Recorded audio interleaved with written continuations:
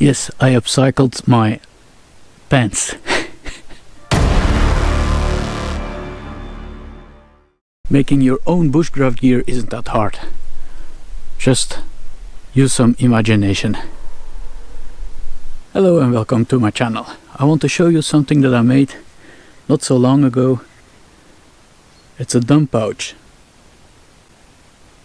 or a pouch for gathering tinder. It's made with all materials that I have laying around. This is a piece of an old leather jacket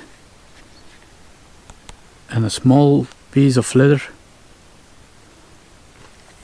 Even the button I get from something else, and you can see what happens. It's actually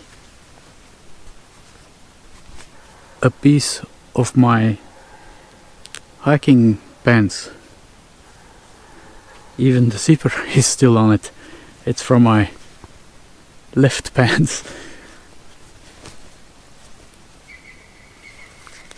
And I made it with some Velcro that I can put it in the washing machine or put another pouch in it.